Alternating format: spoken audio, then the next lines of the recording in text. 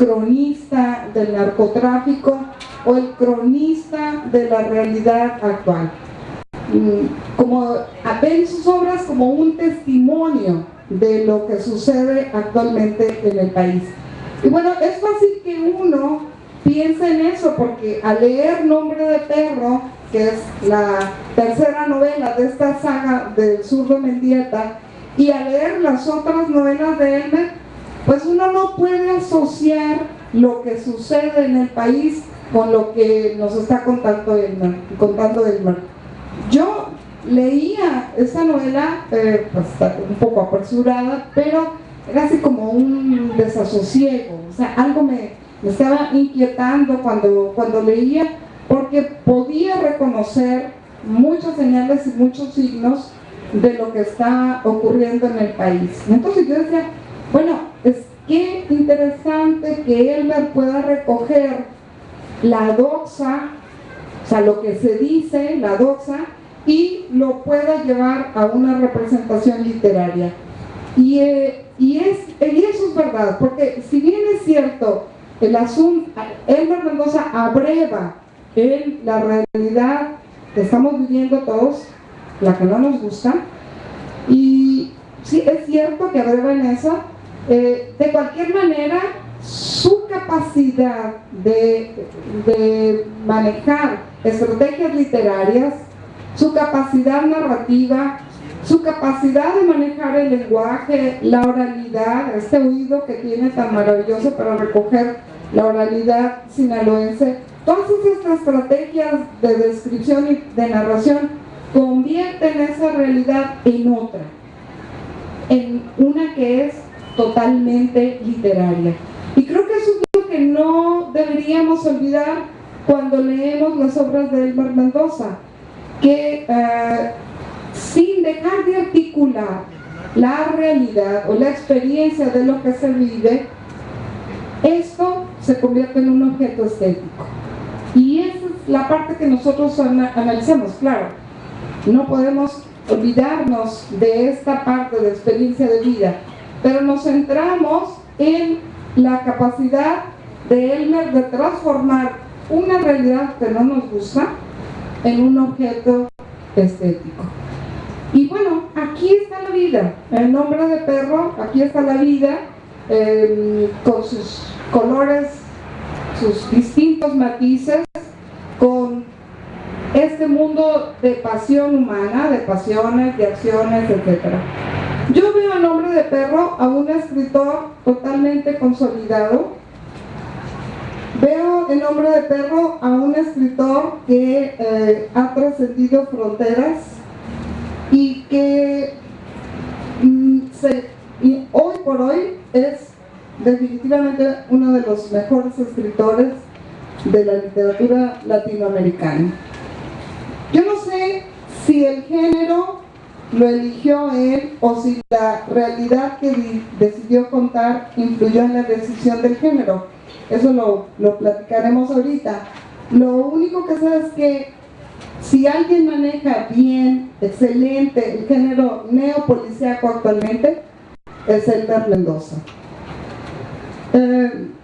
Ustedes saben, si leyeron las otras obras de esta saga, esa es la tercera, lo digo, ustedes saben que hay un protagonista ahí que es el Zurdo Mendieta. Veo una transformación también en el Zurdo Mendieta, mucho más humano, se suavizó, pero sigue siendo así como duro y firme, ¿no? Un poco como le ha venido pasando al 007 también, pero es muy interesante porque se vuelve más humano, ¿no? Podemos tal vez identificar algunas cosas y algunas actitudes en él. Hay muchas cosas que me gustaron de esta novela. Yo traía algunas cosas escritas y se me olvidó lo que traía escrito, pero por ejemplo esa capacidad que tienes para acuñar frases. Hay unas frases ahí tan interesantes que si tú las sacas pueden aparecer como frases poéticas, o sea, puedes hacer un poema. Excelentemente trabajado el lenguaje oral, pero también hay ahí frases poéticas. Y esa estrategia que sigues usando de mezclar la música, un poco para representar lo que piensan los personajes, o un poco para asociar con el contexto que están viviendo los personajes, me sigue pareciendo también magistralmente hecho. Es difícil hacer eso de mezclar la música con la poesía, es decir, con estas partes del teatro, por ejemplo, cuando pones a los personajes a dialogar y solamente los enumeras con los nombres, ¿no? Y otro tipo de cosas como la receta de cómo servir el zarandeado, A, B, C, D. Bueno, esos juegos que tú haces con el lenguaje y que definitivamente nos están mostrando otra manera de narrar la realidad, otra manera de contar desde la literatura la realidad.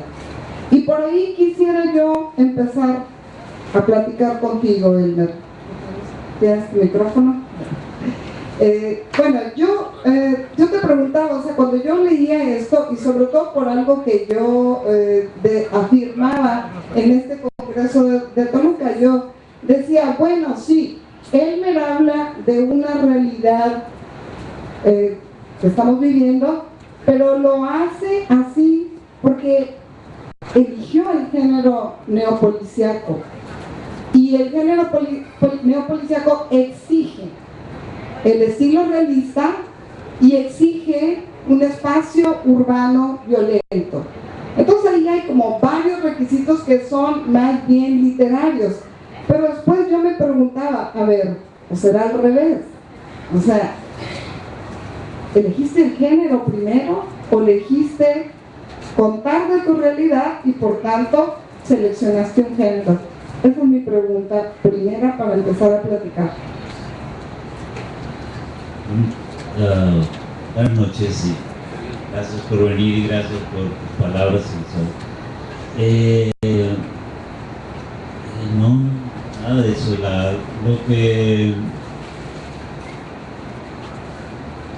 Lo que yo elegí fue el lenguaje, y elegí también estructuras. Pero por un asesino solitario, que es donde nace mi literatura larga, llegó así, se impuso, pues. Se impuso por lo que había en el ambiente, por lo que la gente hablaba. O sea, yo acostumbro estar siguiendo siempre voces, lo que escucho. Y a veces cuando la gente me reclama que por qué escribo de violencia, le digo que soy un hombre absolutamente pacífico, pero solo que los escucho hablar, ¿sí? Los escucho hablar la violencia está en las conversaciones de todas las familias. Ha invadido los comedores, las sobremesas, las conversaciones de los bares, y yo me aparezco por ahí y escucho. Y todo eso es lo que yo intento convertir en literatura. Entonces, creo que eso es lo que me eligió, si se puede decir así, pero no tuve yo que ver con eso. Escribí una novela que se llama Cobras a lo caro, sí, y fue un asunto por instinto, por el asunto de Rulfo y por el asunto de la idea de que un personaje anda buscando las piedras. Pero ahora me acaban de decir que esa novela me ganó el respeto de los literatos, porque si este es incapaz de escribir una historia donde no haya violencia y sangre, entonces que esa novela me consiguió eso, ¿no? Bueno, no sé quién te dijo eso, pero no es totalmente cierto. Digo, claro que eres capaz de escribir otras cosas. Yo te conozco poesía y te conozco teatro también. Pero realmente desde que tú publicaste Un asesino solitario, empezaste conseguiste el respeto de la crítica literaria. Y en efecto, o sea, lo que yo veo en Elmer, y perdón que haga un recuento de la obra de Elmer, pero es importante para aterrizar en esto. En Un asesino solitario, como ustedes recordarán, se cuenta el asesinato de Colosio. Pero lo que se me hace muy interesante de esa novela es que no se cuenta desde la perspectiva oficial, sino desde lo que todos los mexicanos decíamos, desde a quién acusábamos, desde que decíamos que no era un asesino solitario, sino más bien un complot. Entonces Elmer tuvo esa capacidad para escuchar todo lo que la gente por acá, por abajo del agua decía, lo que no era la historia oficial, y hacer una historia que contradecía justamente lo que el Estado decía, que el asesino había sido uno solo. Después, en El amante de Janis Joplin, que es una de las novelas que a mí más me gusta, Elmer también recupera la historia de la guerrilla en Sinaloa. Por cierto, historia a la que todavía le hace falta más novelas, porque no se ha escrito mucho sobre esto, porque Elmer es uno de los 2 o 3 autores que ha hablado sobre esta historia de Sinaloa, y también con esa capacidad de escuchar lo que la gente dice, escribe un relato que no tiene nada que ver con lo que la historia oficial ha escrito o ha dicho sobre el tema de los estudiantes y la guerrilla de Sinaloa. Después, en esta saga, me voy a brincar a Cóbraselo Caro, porque definitivamente no tiene mucha relación con esto, aunque sí sigues manejando ironía y todo eso ahí. Después, en esta serie, donde el zurdo Mendieta es el protagonista, también podemos escuchar o detectar lo que la gente dice sobre el narcotráfico, sobre la guerra del presidente, sobre lo que la gente opina de esta guerra del presidente, y todo este tipo de guiños que nos hace Elmer, que no son, vuelvo a decir, la historia oficial. O sea, no es lo que el Estado nos ha dicho, sino lo que nosotros como ciudadanos comunes y corrientes opinamos y hablamos.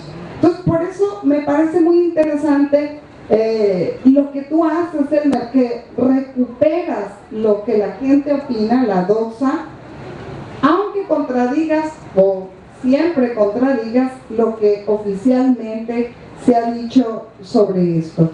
Y lo interesante es que lo que opinamos lo conviertas en literatura.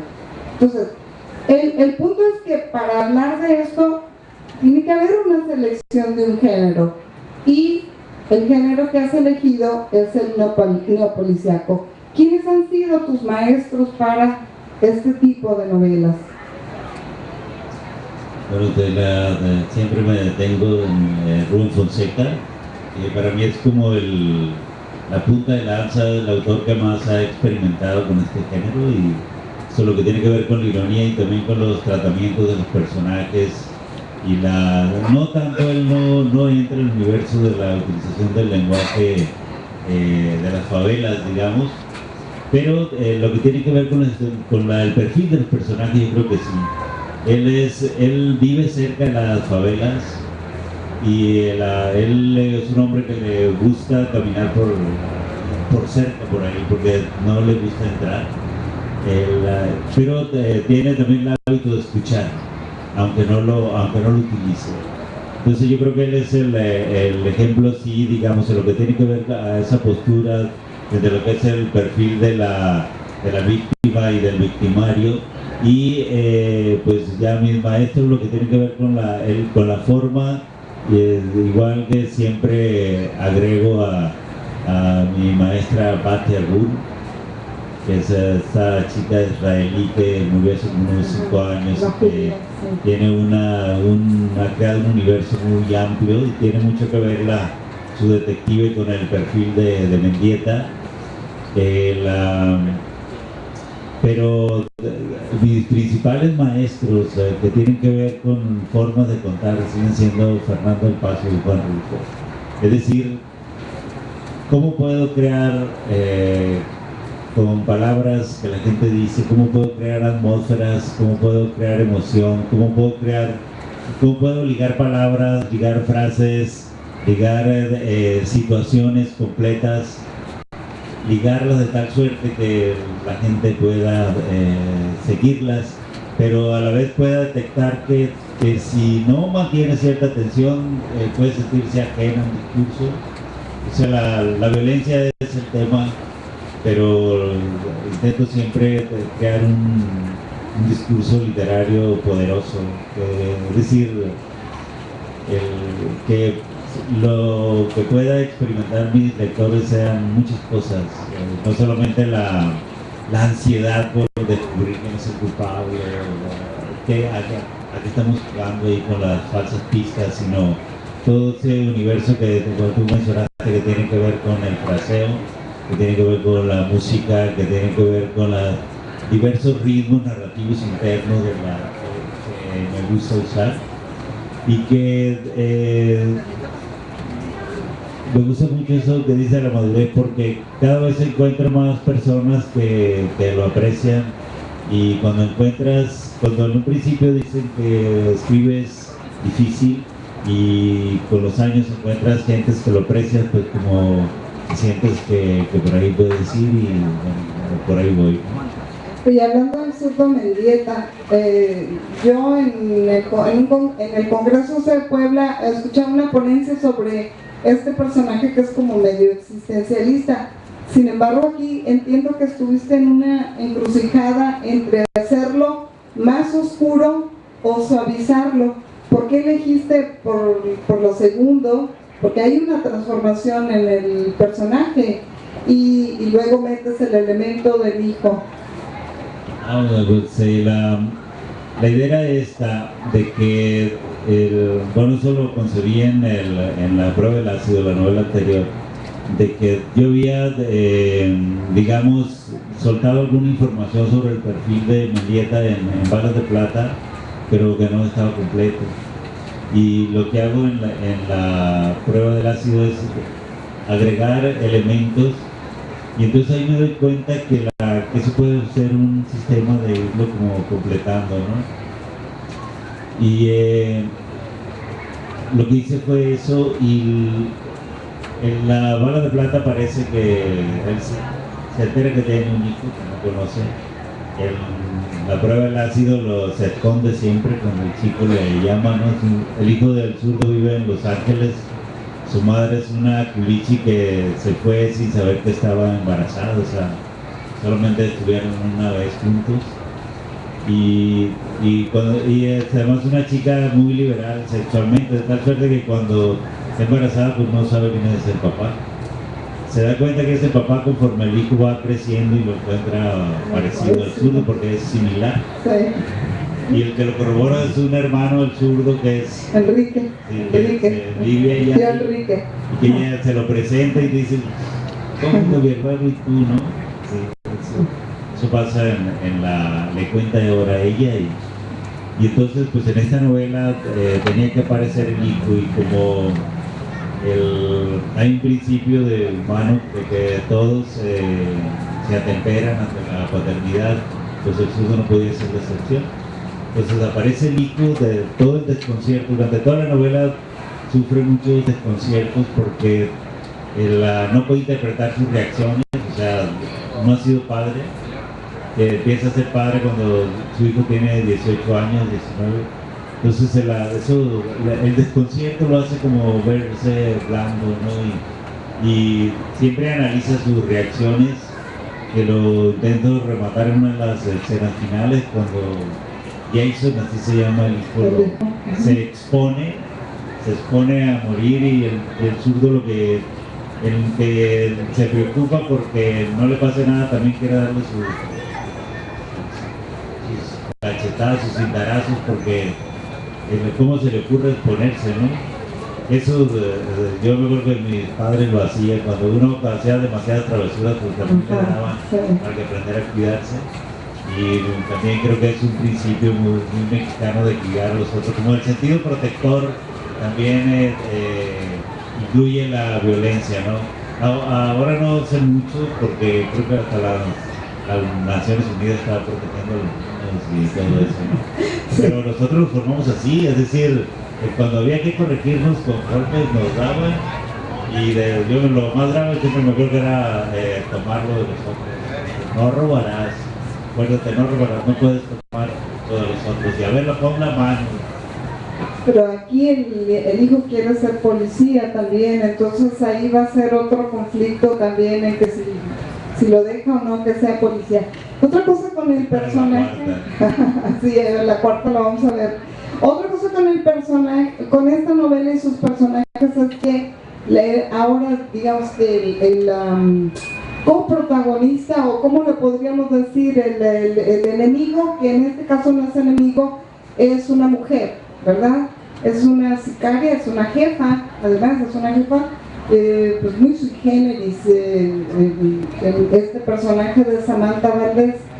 Muy sui generis porque además tiene algunos de los rasgos que se han dicho de cierto cártel de cuyo nombre no quiero acordarme, que es algo así como que se dedican a trabajar, no se quieren meter con la gente, etcétera. O sea, todo esto lo hace muy interesante porque no es la novela policíaca clásica en donde el enemigo a vencer es un hombre, ¿verdad? Aquí es una mujer, pero además hay una alianza coyuntural.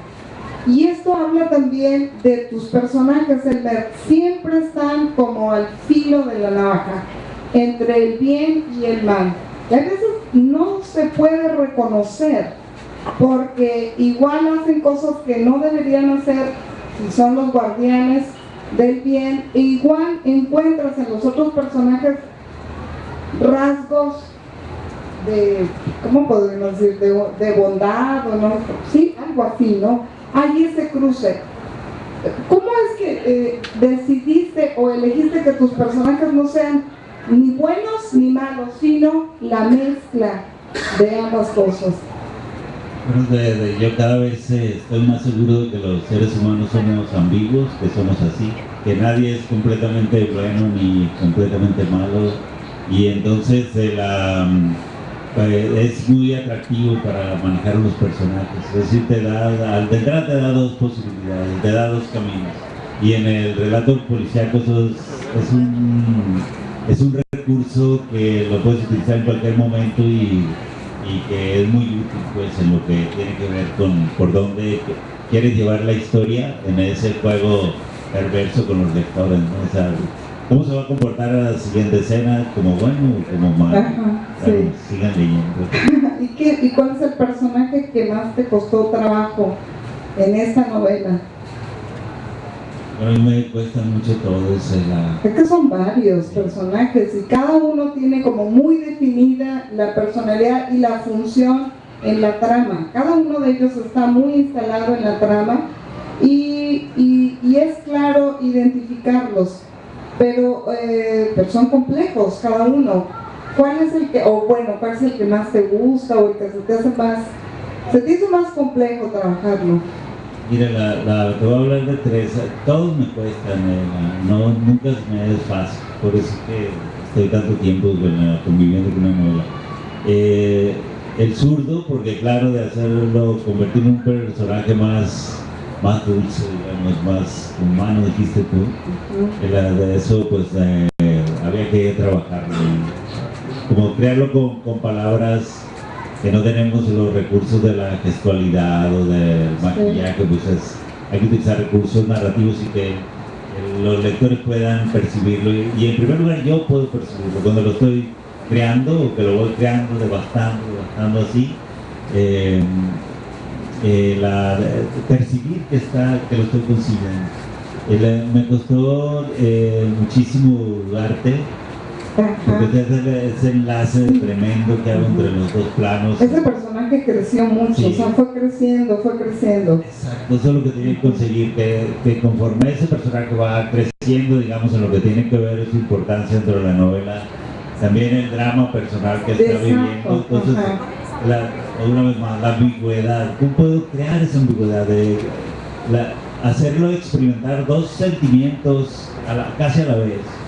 Es decir, que uno que tiene que ver con su drama personal y el otro con el objetivo que se ha impuesto en la vida. También me costó mucho. Y el que me costó muchísimo fue Tenia Solium, porque tuve que romper mis códigos lingüísticos. A mí sí, yo utilizo el lenguaje duro, pero nunca lo había utilizado tan duro. Pero el personaje creo que lo requería. Y para conseguir, digamos, que ese personaje quedara como yo lo tenía que sentir, pues me costó bastante también, aunque Generalmente lo trabajé en capítulos muy cortos por la misma dificultad que tenía y porque el código lingüístico que estaba utilizando es muy fácil caer en reiteraciones que me lo parecen inútiles. Digamos, técnicamente tenía que resolverlo así. Incluso en uno de los capítulos tuve que utilizar la técnica del guión, Sí. que sentí que iba, pues, además con la escena el momento que lo estoy situando, y eso me costó bastante, y esto es la parte donde tengo que darle solución a todo lo que tiene que ver con él también. Sí, ese es el gran villano, es un villano excepcional. Y fueron los tres más complicados creo que tuve ahora, ¿no? Sí, Ugarte yo no sentí que crecía tanto, que a veces, no sé, tal vez porque podía conmoverme con esta tragedia, que es un personaje que está a punto de morir, él sabe que va a morir muy pronto, y entonces todas estas partes donde él está muy enfermo, y esa frase donde dice el narrador, enfermarse es estar solo 2 veces.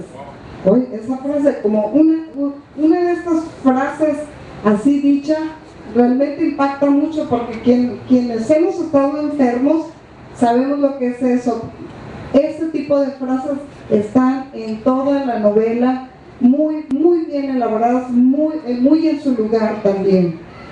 Y bueno, otra cosa que tienen tus novelas, Elmer, es la elección de tu estado natal como el escenario principal, y de tu Culiacán natal, de tu colonia, y todas estas series de referentes que podemos identificarlos, de estos referentes geográficos que los identificamos quienes vivimos en Culiacán, y que curiosamente para otros lectores que no son del estado también se vuelven muy atractivos. Un amigo me decía, cuando vaya a Sinaloa quiero que me lleves al Tata, quiero conocer al Tata porque aparece en El amante de Janis Joplin, y yo quiero conocer al Tata y quiero ver si por ahí están estos personajes femeninos como los describe Elmer y los representa Elmer. Yo digo, pues te voy a llevar, pero no sé cómo te lo has imaginado, capaz de que cuando llegues te vas a decepcionar, mejor quédate con al Tata. Pero también encontré otros lectores que dicen, quiero conocer a Culiacán, invítenme a Culiacán, quiero comer lo que dicen las novelas de Elmer, que el aguachile, que todo eso. Bueno, todo esto conforma un espacio geográfico, social, cultural. ¿Por qué la elección también de este espacio? La Col Pop, no se te olvide. Pues yo creo que es donde me siento más seguro. Emocionalmente es la ciudad que mejor conozco y que mejor puedo imaginar. Entonces se me facilita, ¿no? Pero además hace muchos años, como 40 quizás más, yo un día dije que yo iba a poner a mi ciudad en el mapa. ¿Y lo conseguiste? Conseguí, creo que lo conseguí, entonces pues muchas gracias.